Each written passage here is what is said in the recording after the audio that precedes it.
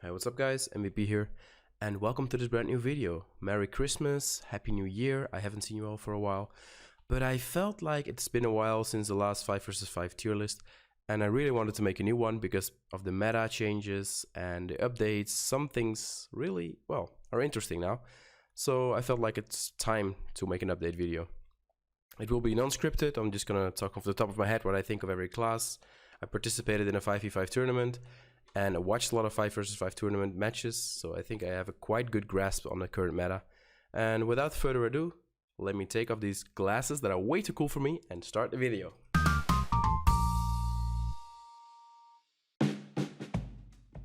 Alright, so I made 5 tiers. We have an S tier, that's a must-have. We have an A tier, which is excellent.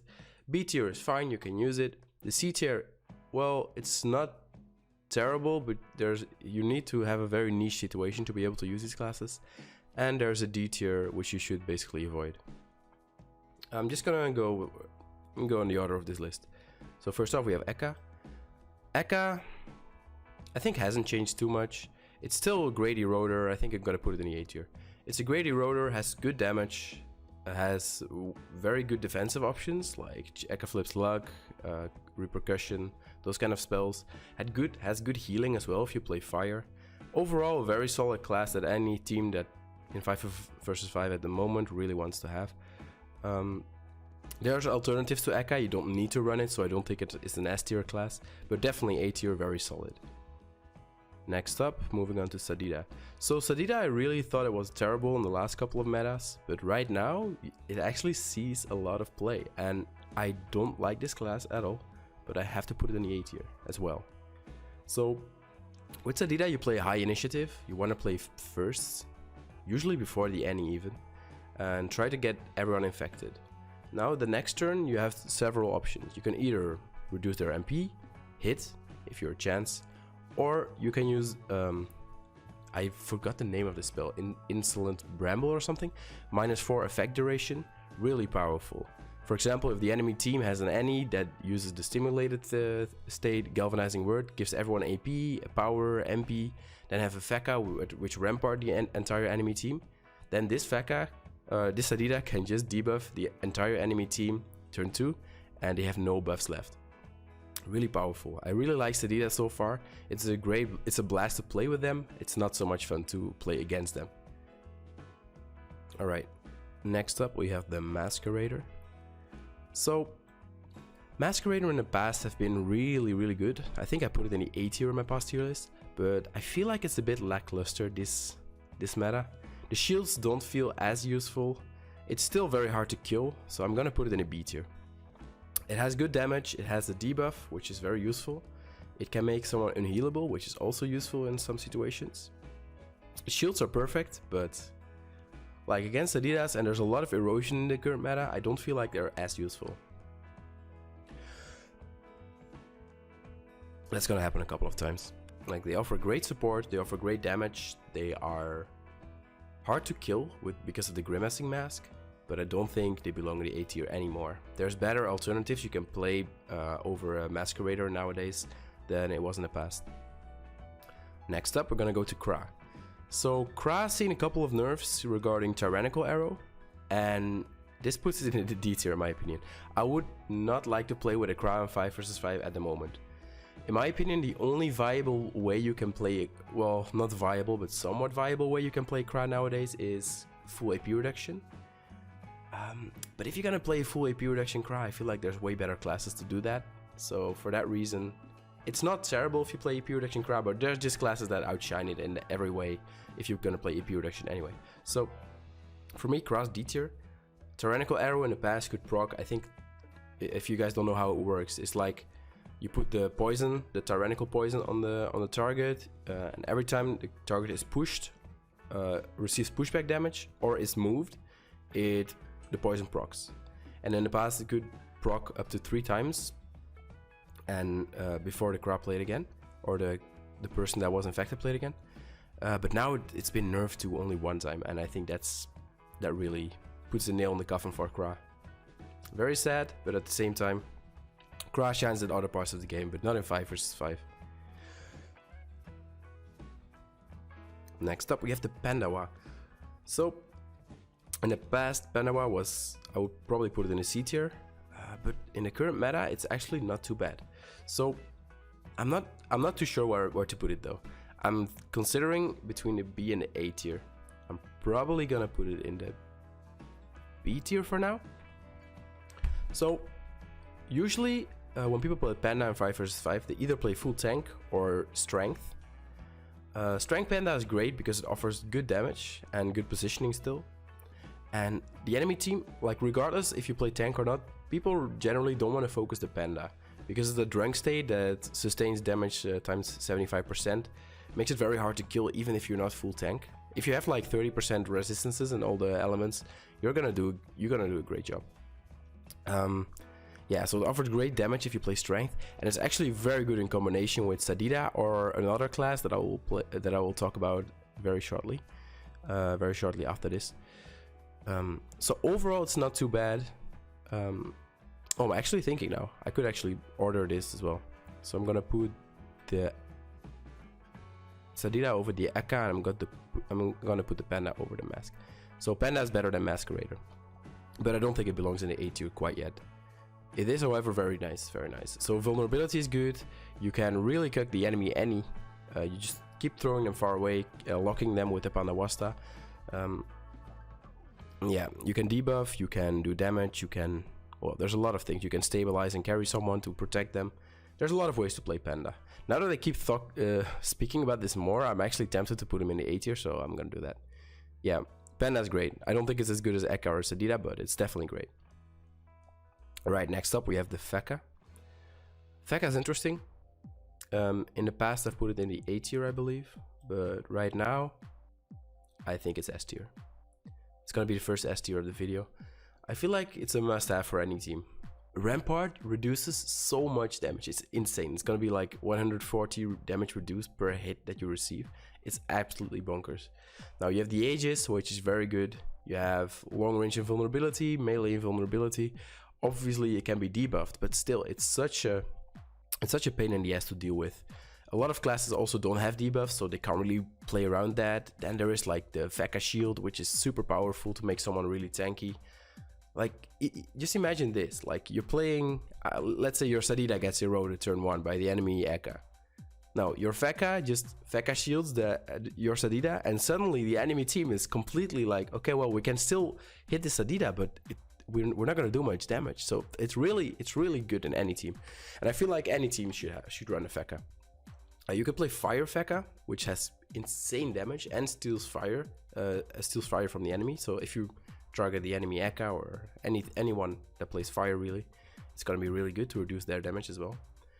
And you can play EP reduction Feka, and this is the build that I was talking about with the Panda briefly. I think if you play Strength Panda with a AP reduction Feka, it's really good, because what you're going to be doing is picking up enemies, throwing them in the gravitational glyph or the AP reduction glyph, or both at the same time. You basically throw people around the Feka and then use your zone spells to hit those people while they're in the glyphs and stuck with the Feka. It's really good for me. Yeah, so I think Feka's S tier. Next up, Shrem. Oh, I actually haven't thought about this. Shrem is interesting. I don't think it's bad. I don't think it's as bad as the Kra, for example. But I don't think it's not very used right now. I like the Shrem personally, but I think it's gonna be C tier. It's probably fair. It's a niche class. In some comps it can work really well. The build that I like the best personally on a Shrem is Agility, Tank, and then you're gonna use Mist. So you're just gonna mist your entire team. You're kind of tanky yourself, so the enemy doesn't want to focus you. Yeah, and then you're just gonna use the zone erosion spell, Mistake, if I'm not mistaken, is what it's called. So another way you can play the Shrem is probably Fire with Mist. I've seen that quite often recently in Colo. I'm not sure about 5 vs 5 though. Or you could play the old school, way back in the day, Malevolent Shrem. I don't think it's that powerful anymore, especially not against Adidas, which also push initiative. And if you play Malevolent Shrem and you get infected turn 1, you're actually not gonna play the game at all. So yeah, I think C tier is fine for Shrem. Next up we have the Anutrof. So, Anutrof, you love it and you hate it. Actually, I hate it. Anutrof has some nice gimmicks. It has some fun utility, right? So bribery is really good. Makes your opponent unable to hit for a turn. Makes them invulnerable too, so that's not ideal.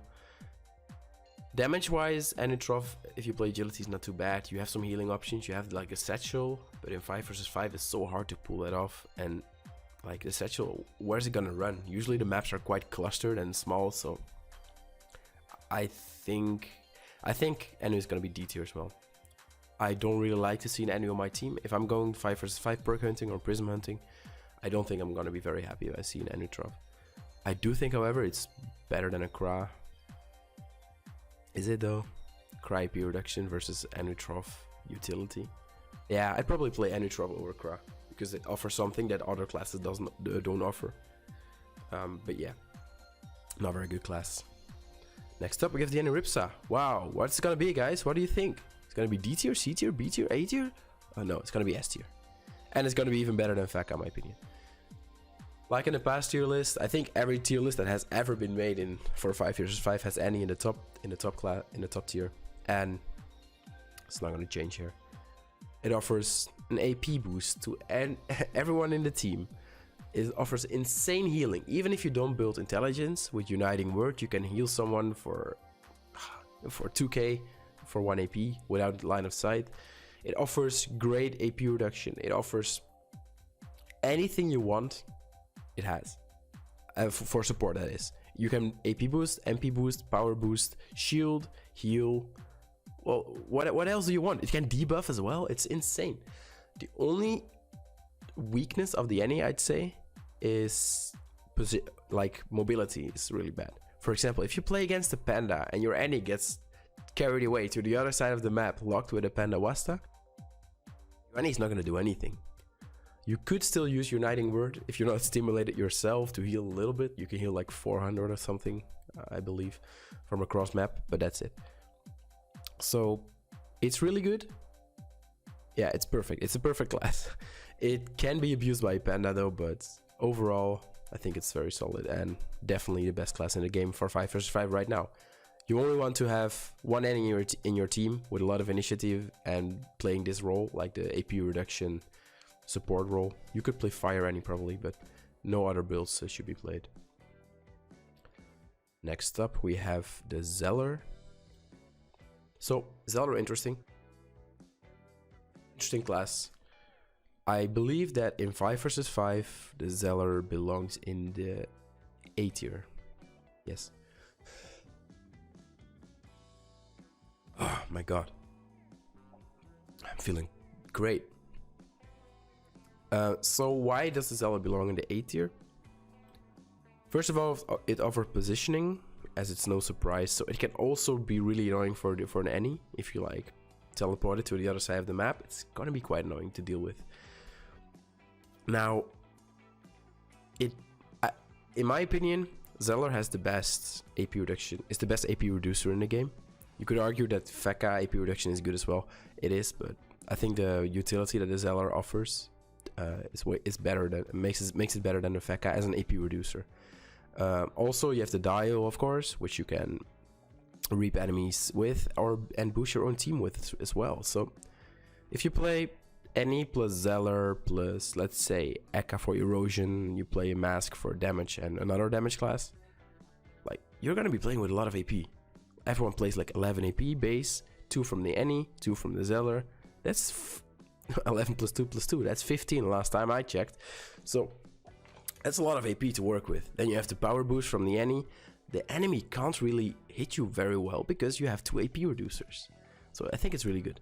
The only problem with Zeller right now is if you play it AP reduction and you play with an AP reduction like support Annie, damage might be a problem for your team. If the enemy manages to kill your damage dealer very quick, then you're not gonna be doing enough damage.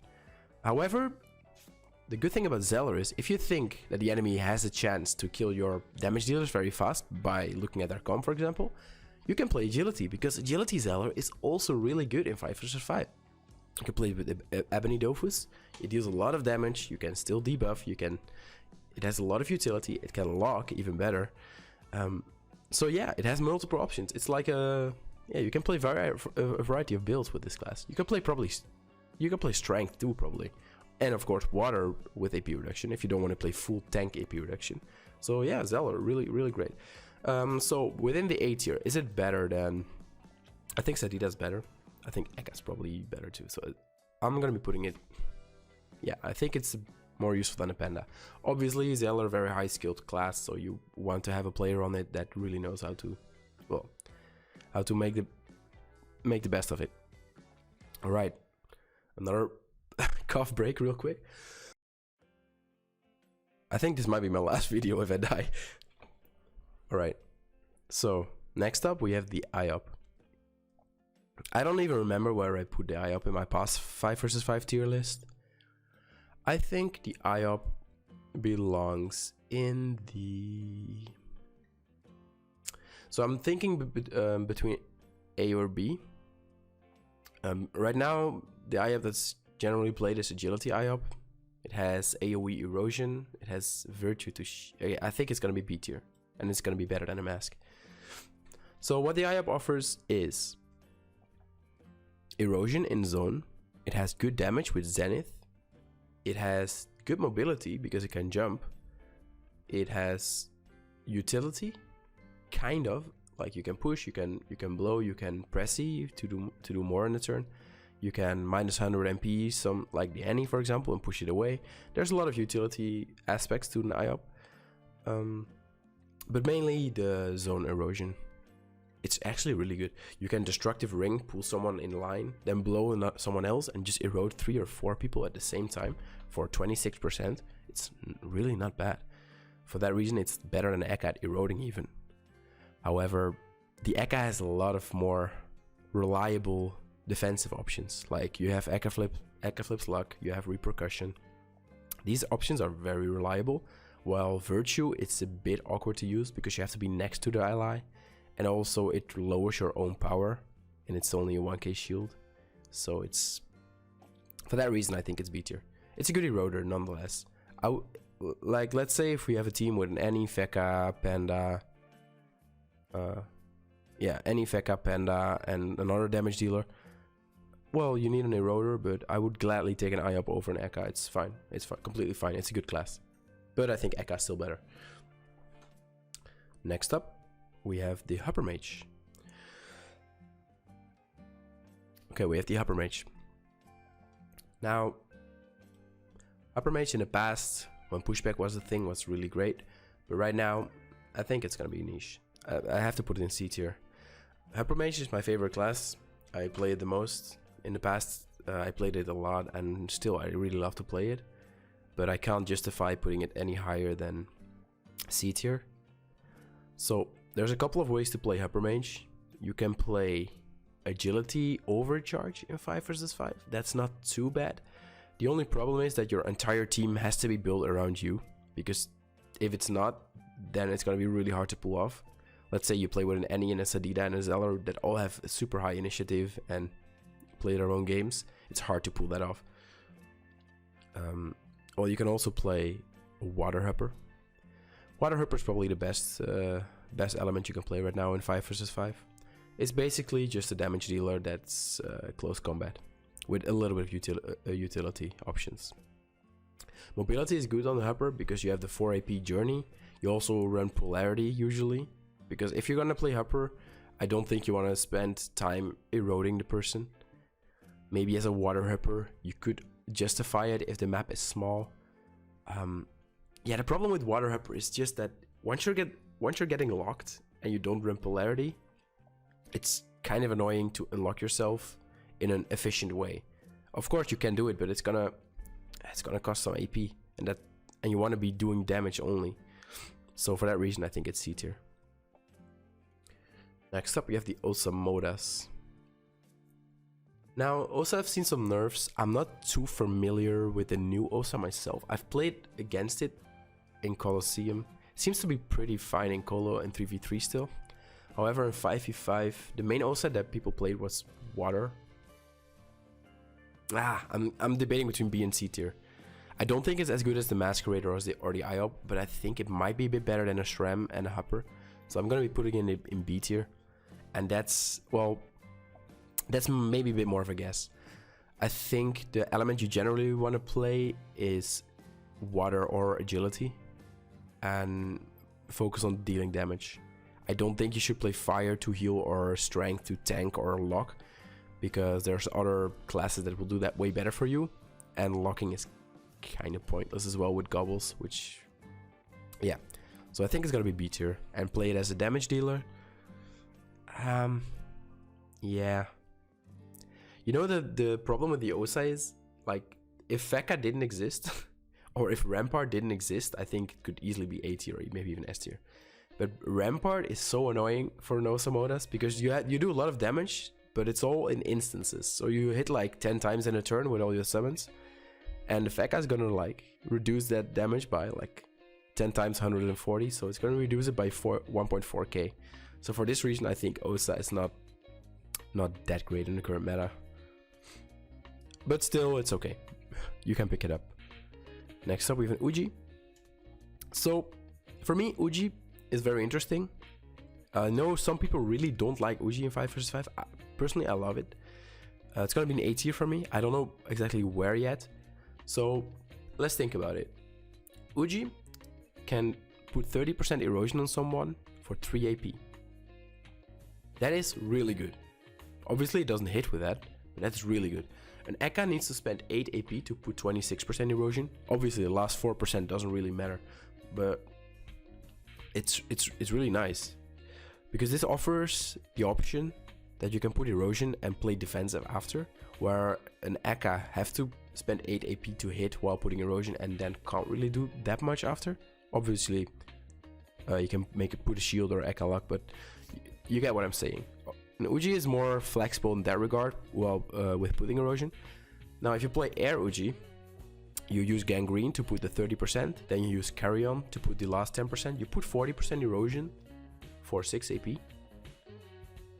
And you put them in a Venison, like the Prey State, that makes everyone on your team do 10% more damage to that target. I mean, that is scary. Then you also can play Dodgeness, which is like a 20% vulnerability. I think it's pretty good. Now, the main differences between Uji and Ekka, because, well, I have to compare it to the Ekka, because they're both played for their erosion. The Uji himself, or herself, is a bit tankier than the Ekka. For example, if you play Strength, there's like Watchdogs and Amarok. Those spells, they like reduce the damage that you receive. The Uji is also, well, they're both easy to maneuver with. Uji is really nice. Once you go in dog mode, you will never get locked anymore, so you can just run around and you don't care about anything. You don't care about the lock of anyone. You just run around, run to the target you want, like a dog really. You run to the bone, prey state it, and go at it, chomp it up. So would I prefer an Uji over an Ekka? That's the question. Now, the thing the Ekka has is that it has more range. Uji has a bit more tankiness. The defensive options of an Uji are quite limited though. I mean, you can Ferocity, that's usually played. It's like the spell where if you're pushed, you get 480 shield. That's like the only defensive thing you can do. And there's like some healing swap spell. You can do a little bit of healing, but not nearly as good as the Ekka. Yeah, so I think Ekka is still better, but Uji definitely good. Definitely A tier for me. And actually, I think it's probably fine here. But it's really hard to compare. Like, how can you compare a Panda with an Uji? These classes have completely different game plans and game styles, so it's really hard. But yeah, for now, we'll leave it here. Okay, 4 left. But first, a little cough break. Okay, next up we have the Steamer. Steamer.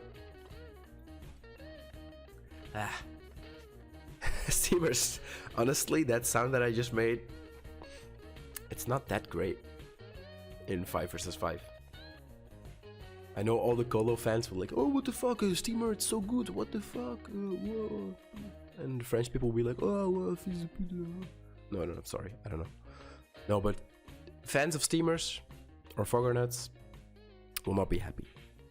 But I think I'm gonna be putting it in D tier. So the problem with the steamer in 5 versus 5 is that you need setup. And that's basically all there is to it.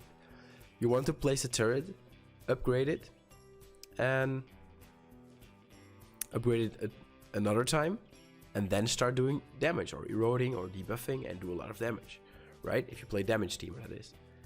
Now, you can't really do that in 5 versus 5 because you'll already be dead by the time that you start playing. The same goes for support steamer. Like you want to put the healing turret or the, I don't even know the name of that, the lifesaver. You want to put the lifesaver, upgrade it. Next turn you give AP and shield to your, sure, it's great, but it doesn't really work in 5 versus 5 that well. Also, you'll be healing enemies, and which is not good at all. The only steamer I've seen having some play in 5 versus 5, yeah, that's it. But this is before the past updates. Is pushback steamer. So the way you play that is you push, I think, like 6 or 7k initiative. So you play first, and then you make like a big line of turrets and put one enemy, do the pushback spell that it like goes like. I don't remember the name of the spell. I really don't. But like, it's a spell where if you're pushed against a turret, it will repeat it, and you'll be pushed again against another turret, and you will do like 2.5k damage or something turn 1, and replace the enemy. That's the only kind of steamer that I've seen having play. But once again, like if you play that build and people know you're playing it, they'll put pushback resistance, which completely defeats the purpose. And if people don't know that you're playing it, still your entire team has to rely on that. And you can probably play only for one turn, because the next turn the enemy Fekka will be like, oh wait, that guy is gonna do pushback damage, fine, we're gonna play in gravitational glyph right now. And then you're basically just useless. You're basically just a peewee running around the battlefield doing nothing. So it's gonna be putting it in D tier. I think it's, oh my god, do I really think it's the worst class? No. I think it's, I prefer having an Enum, but I think I prefer it over a Kra still. Alright, next up we have the Saquier. So Saquier, pretty straightforward, don't want to talk too long about this. It has been nerfed, it's a bit less tanky now, but it's still a pretty good damage dealer, and for that reason, B tier. I prefer it over a Mask even, I think. Yeah, I think Saquier is still in a decent spot. Has good positioning, mobility, great damage. It's kind of hard to deal with still, even after the nerfs. The Suffering State is still really good. Has Sacrifice, although I don't really like that spell. It has some options, well, it sees some play.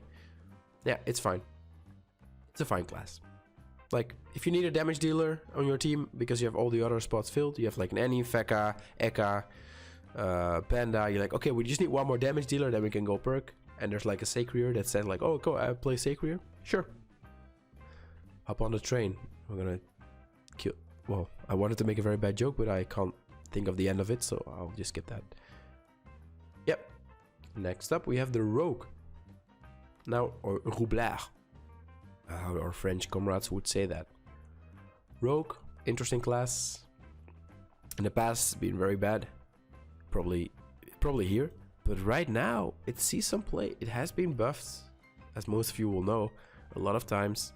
It is a great support, actually, now. And I think it belongs in A tier.